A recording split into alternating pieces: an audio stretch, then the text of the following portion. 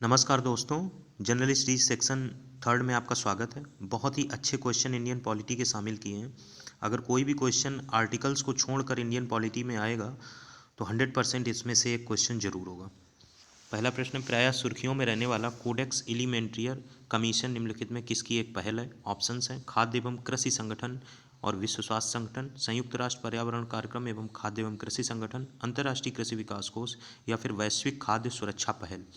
Codex एलिमेंट्रियम commission जो है इसे सीएसी भी कहते हैं, ये अंतर्राष्ट्रीय खाद्य मानक निकाय है जो कि मसाले और खाने से संबंधित जड़ी बूटियों पर एक गठित कोडेक्स समिति का हिस्सा है। और ये कमीशन की स्थापना खाद्य कृषि संगठन एफएओ और डब्ल्यूएचओ की संयुक्त पहल है और ये स्थापना हुई थी संयुक्त रूप से 1963 में।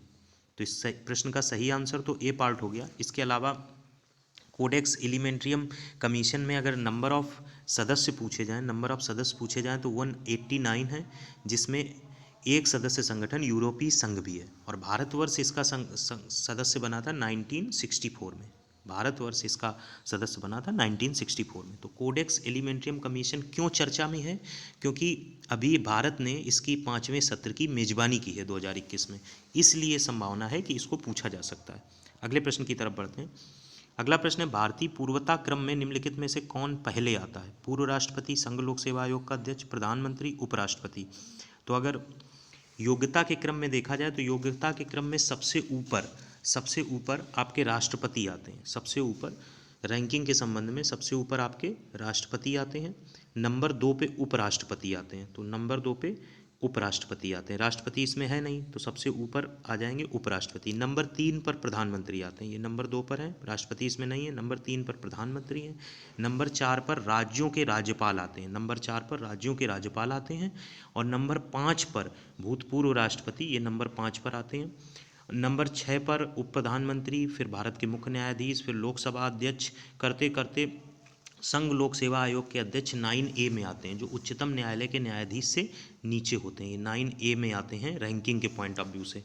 जो भारत रत्न के सम्मानित व्यक्ति हैं वो 7वें नंबर पर आते हैं। उनके नीचे आते हैं राज्यों के मुख्यमंत्री संबंधित राज्य से बाहर।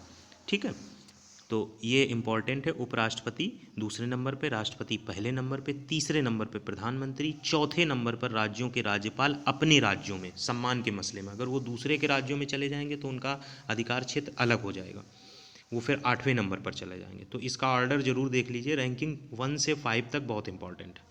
1 नंबर पर राष्ट्रपति, 2nd पे उपराष्ट्रपति, 3rd पे प्रधानमंत्री, 4th पे राज्यों के राज्यपाल अपने अपने राज्यों में, 5 पे भूतपूर्व राष्ट्रपति और उसके बाद उप प्रधानमंत्री। यहाँ तक बहुत इंपॉर्टेंट है। फिर न्यायाधीश आ जाते हैं, भारत के मुख्य न्यायाधीश, CJI बोलते हैं जिनको। अगली तरफ बढ़ते हैं। अगला प्रश्न है, ब्रिटिश भारतीय इतिहास के संदर्भ में गारंटी सिस्टम किससे संबंधित था? ब्रिटिश भारतीय इतिहास के संदर्भ में गारंटी सिस्टम किससे संबंधित था? तो जो गारंटी सिस्टम था वो संबंधित था रेल मार्ग निर्माण से। ये हुआ क्या था कि ब्रिटिश भारत सरकार के कई ब्रिटिश निजी कंपनियों को भारत में रेलवे निर्माण के लिए प्रोत्साहित किया गया था। बाद में ये निष्फल हो गया था। इसने सरकारी कोष पे बहुत आर्थिक बोझ डाल दिया था। जो निजी कंपनियां थी उन्होंने दुरुपयोग कर दिया था। ये टाइमिंग है 1849 से 1869 के बीच की।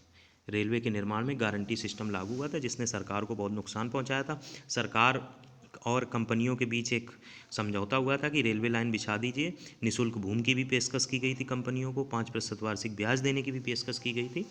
तो ये ब्रिटिश इतिहास में गारंटी सिस्टम रेल मार्ग निर्माण से संबंधित था। अगले प्रश्न की तरफ बढ़ते हैं। अगला प्रश्न है, निम्नलिखित अधिनियमों में से किसके तहत ब्रिटिश भारत में सरकार को दास प्रथा के उन्मूलन का निर्देश दिया गया था? ब्रिटिश भारत में तो 1820 में दास प्रथा खत्म हो गई थी ब्रिटिश में, और ब्रिटिश भारत जो भारत को गुलाम बना रखा था ब्रिटेन, उसमें दास प्रथा का उन्मूलन किस नियम के तहत खत्म हुआ था?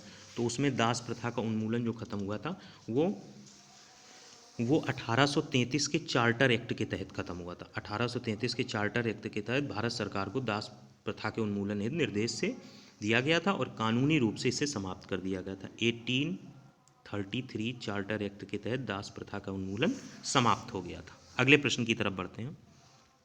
अगला प्रश्न है, प्रायः सुर्खियों में रहा 16 साइकी क्या है? 16 साइकी क्या है? सुर्खियों में रहा। तो 16 साइकी क्या है? एक क्षुद्र ग्रह है। यह एक क्या है? यह एक क्षुद्र ग्रह है। ये मंगल और बृहस्पति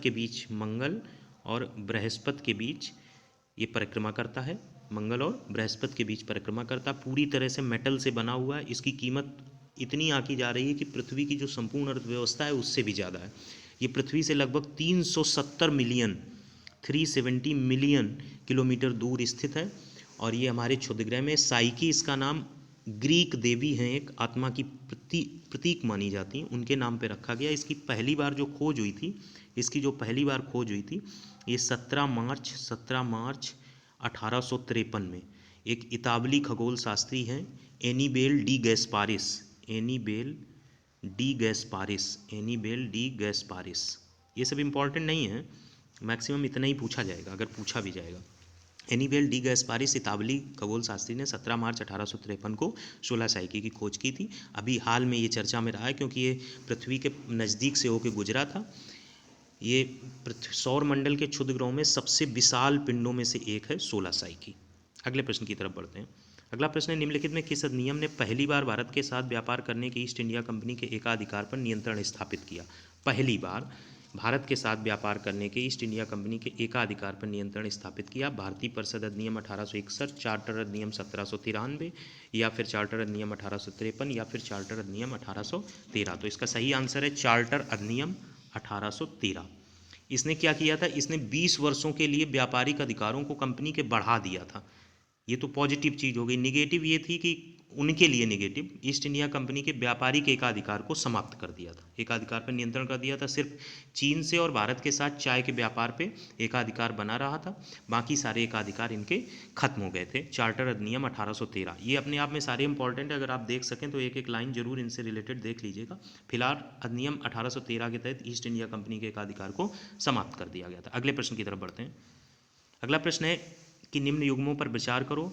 उत्तर प्रदेश, आंध्र प्रदेश, कर्नाटक दिया है, इधर खिलौनों के नाम दिए। खिलौनों के जो नाम है इनको एक तरीके से टॉय क्लस्टर बोलते हैं, इनको टॉय क्लस्टर बोलते हैं। क्लस्टर का मतलब एक विशेष प्रकार के खिलौने बनाने के लिए आपका एक फ्रेमवर्क होता है, that is called toy cluster. तो टॉय मैन्युफैक्चरिंग क्लस्टर्स के ये नाम है। निर्मल खिलौना उत्तर प्रदेश से है। उत्तर प्रदेश का कोई फेमस क्लस्टर अभी पिक्चर में नहीं आया है, तो पहला ऑप्शन तो गलत ही हो गया। कोंडापल्ली आंध्र प्रदेश से है। आंध्र प्रदेश से एक और खिलौना का क्लस्टर है, दैट इज एटी कोपक्का, ये याद रखिए, ये आंध्र प्रदेश से है। और कोंडापल्ली, ये दोनों आंध्र प्रदेश से। कर्नाटक से चन्नापटना और किन्नल, इसमें एक किन्नल भी है, चन्नापटना और किन्नल। तो ये दो खिलौने आपके कर्नाटक से हैं, और उत्तर प्रदेश से कोई नहीं है। एक खिलौना और है जो आप इंपॉर्टेंट याद रख सकते हैं, वो है थिगदा धींगला, ये आपका गुजरात से है। थिगदा धींगला गुजरात से है। इस प्रकार से दिए गए प्रश्न का सही आंसर हो जाएगा केवल 2 और 3, क्योंकि निर्मल खिलौना तेलंगाना से संबंधित है, ना कि उत्तर प्रदेश से। अगले प्रश्न की तरफ अगर बढ़ें तो अगला प्रश्न है, लॉर्ड कर्जन के वायसराय कार्यकाल के दौरान कौन सा अधिनियम पारित किया गया था? 4 अधिनियम दिए हैं। आपराधिक कानून संशोधन अधिनियम, देशद्रोही बैठकों की रोकथाम का अधिनियम, कलकत्ता निगम अधिनियम, प्राचीन स्मारक परिरक्षण अधिनियम। तो ये अधिनियम थोड़े से अजीब से हैं अगर आप देखें, लेकिन इनको भी जानना जरूरी है, क्योंकि बंगाल विभाजन से संदर्भ करके सिर्फ आपको याद नहीं रखना है, और भी चीज़ें हैं जो 1899 से लॉर्ड कर्जन 1905 तक रहे थे। 1899 से 1905 तक लॉर्ड कर्जन वायसराय रहे थे। उस ड्यूरेशन में बहुत सी चीज़ें हुई थी। एक तो विश्वविद्यालय अधिनियम 1904 था जो इसमें नहीं दिया है। इसके अलावा कलकत्ता निगम अधिनियम 1899 है। इसके अलावा प्राचीन स्मारक परिरक्षण अधिनियम, इसी के समय भारतीय पुरातत्व सर्वेक्षण की स्थापना की गई थी, ये 1904 है, ये 1904 है। और ये दोनों आपराधिक कानून संशोधन और देशद्रोही बैठकों की रोकथाम अधिनियम, ये 1908 और 1911 में। देशद्रोही वाला 1911 है और आपराधिक कानून संशोधन अधिनियम ये 1908 है। तो ये दोनों पिक्चर में नहीं रहेंगे, बाकी पिक्चर में रहेंगे। ये एक बार फिर आपको बता दें, 19 कलकत्ता निगम अधिनियम 1899 1899, और ये 1904, और ये दोनों ये 1911 आपराधिक कानून संशोधन अधिनियम 1908 है, और देशद्रोही बैठक अधिनियम 1911 है। इस प्रकार से ये दोनों पिक्चर में आएंगे, चूंकि ये 1899 से 1905 तक रहे थे। तो इसका सही आंसर सिर्फ केवल 3 और 4 सही हो जाएंगे, और 1 और 2 नहीं होंगे पिक्चर में। नेक्स्ट क्वेश्चन की तरफ बढ़ते हैं। अगला प्रश्न है 19वीं सदी के उत्तरार्ध के उल गुलान विद्रोह के संदर्भ में निम्नलिखित कथनों पर विचार कीजिए। उल गुलान विद्रोह जो है इसी को मुंडा विद्रोह या बिरसा मुंडा विद्रोह कहते हैं। ये बिरसा मुंडा के नेतृत्व में लड़ा गया था। तो निरंग फिदू ने किया था, ये तो बिल्कुल गलत हो गया। निरंग फिदू ने एक विद्रोह किया था जिसका नाम है सिंग फोस विद्रोह। ये 1843 में असम में किया था। 1843 में असम में किया था निरंग फिदू ने, जिसका नाम है सिंग फोस विद्रोह। तो ये तो ऑप्शन गलत हो गया। तो ऑप्शन तो केवल 1 हो गया। थोड़ा डिटेल में जान लेते हैं। बिरसा मुंडा को ही उल गुलान विद्रोह भी कहते हैं। ये 1899 से 1900 के दौरान घटित हुआ था। 1900 के आसपास का घटित हुआ था। बिरसा मुंडा गरीब परिवार में थे, लेकिन इन्होंने अपने आप को देवदूत घोषित कर दिया था। कहते थे हमें भगवान की शक्तियाँ मौजूद हैं। और अंत में जाके इन्होंने कहा था कि कलयुग को साईं युग बनाना चाहिए। ठेकेदारों, जमींदारों और राजाओं, हकीमों को हत्या करने के लिए प्रोत्साहित भी किया था। अंत में जाकर इनको जेल में बंद किया गया था इस तरीके के उकसावे की वजह से। 1900 के आसपास फिर जेल में ही इनकी मृत्यु हो गई थी और इसके बाद ये विद्रोह समाप्त हो गया था। इसने धार्मिक आंदोलन का भी रूप लिया था और कृषिगत और राजनीतिक स्वरूप धारण कर लिया था। तो पहला ऑप्शन तो सही है और दूसरा ऑप्शन गलत है। यहाँ पे बिरसा मुंडा विद्रोह के बारे में आपको पता हो सकता है, उल गुलान विद्रोह भी इसका उपनाम था। इस तरीके से क्वेश्चन आपको फंसा सकता है। अगले प्रश्न की तरफ बढ़ते हैं। अगला प्रश्न है Network for Greening the Financial System NGFS के संदर्भ में निम्न कथनों पर विचार कीजिए। अंतर्राष्ट्रीय मुद्रा कोष तथा संयुक्त राष्ट्र पर्यावरण कार्यक्रम की एक पहल है।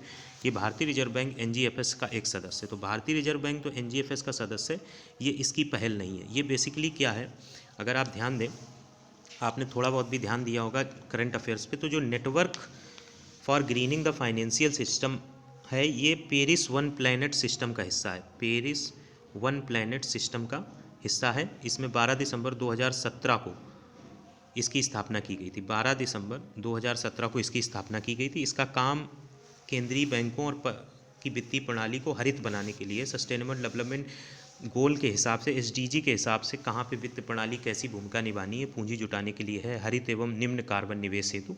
कुल मिला के एनजीएफएस जो है ये पेरिस समझौतों के लक्ष्यों की पूर्ति के लिए है और ये आईएमएफ और यूएनएपी की संयुक्त पहल नहीं है। तो हालिया संदर्भ में ये है कि अभी हाल में आरबीआई इसका सदस्य बना है, इसलिए ये पूछा जा सकता है। तो इसका सही ऑप्शन केवल 2 हो जाएगा। इसके अतिरिक्त भी बहुत सारे क्वेश्चंस हैं जो हमारी पिक्चर में हैं। समय समय पर हम उनको लाते रहेंगे। धीरे धीरे अगर आप इन क्वेश्चंस को तैयार करेंगे तो एग्जाम पॉइंट ऑफ व्यू से आपकी तैयारी अच्छी हो जाएगी। Thanks for watching the video.